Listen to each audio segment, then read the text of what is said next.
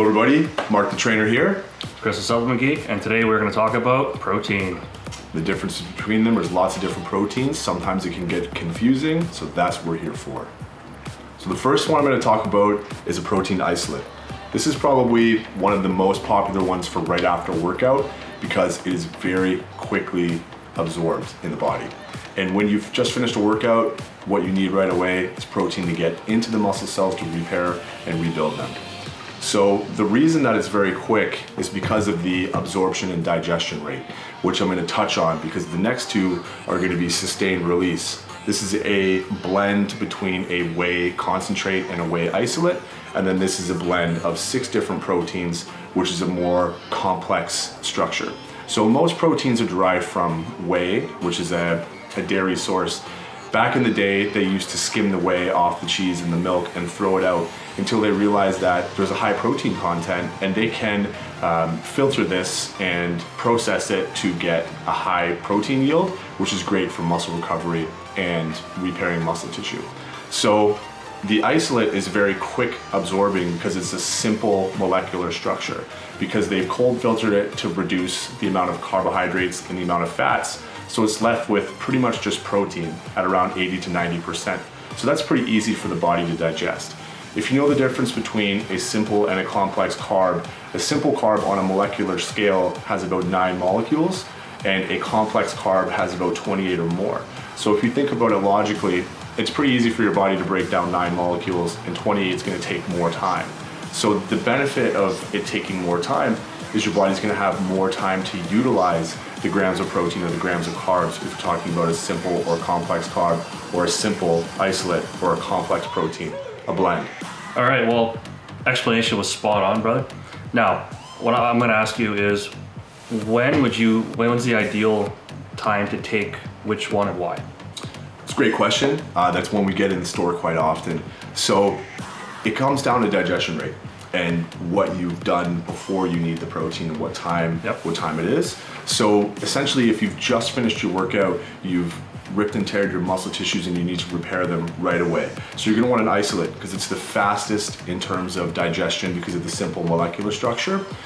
If you're looking for a meal replacement, you're making a smoothie, something to give you some calories in the day and extra protein to get those numbers up to help with repairing and recovering from your workouts as well too. I would go with a mix of a concentrate and an isolate because it's got a digestion rate of about 2 to 4 hours, and if you add a fat source to that, it could be even longer. So it can break down over a longer period of time when your muscles still need the protein but not as quick, so you can utilize all the grams of protein that you put in your smoothie or your shake.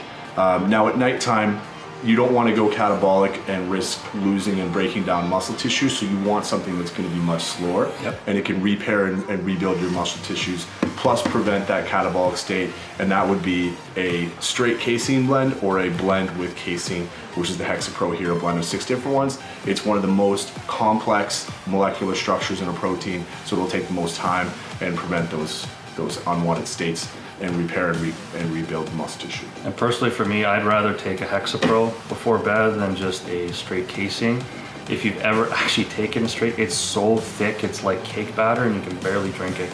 There's this one here because it has concentrated isolate with it, it kind of smooths it out and makes it 10 times easier to drink. All right, so to continue on this wall of protein tubs, we have plant-based.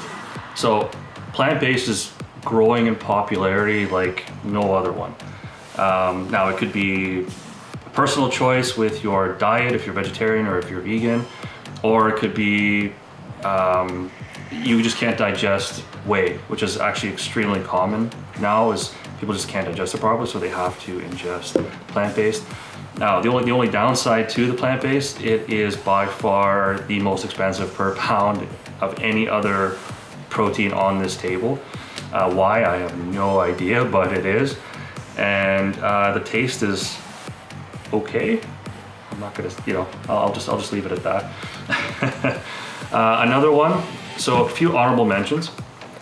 An animal base. So if, say, someone needs to stay away from whey and they can't really acquire a taste, let's say, to the vegetarian one, they can go with animal based. So the MRE, as an example, there's a few other ones on the market, but this is the one I chose. It's a blend of animal based proteins. So there's no dairy, there's no, there shouldn't be anything in there that you can't digest. So examples are beef, salmon, chicken, all that kind of stuff. They make protein powder out of it, believe it or not. Tastes really good, mixes really well. You're looking at about the same digestion rate as the low casein blends, so you're looking about 2 to 3 hours. And yeah, I've never had a complaint about flavor, mixability, anything like that. So, and just to kind of move on down the line, I'll briefly talk about gainers. So there are 2 different types of gainers on the market now. When I started working out like 10 years ago, there was really only really high carb gainers, like say the Hulk, for example. Works really well, you know, tried, tested, and true. It's been around forever. But lately, because of the spike in keto diets and stuff like that, and maybe people want an alternative because they may get a little too fluffy when they're bulking, there's a high fat, high protein, low carb gainer. Personally, I really like it. Tastes amazing. Not saying this one tastes bad at all, because it doesn't. It tastes really good. But it's just a matter of what is better for your personal goals, your situation, anything like that. All right, guys, so that's been our talk on protein and the differences between them. We hope you learned something today, and we'll see you next time on the Boss Supplement Spotlight. See you guys later.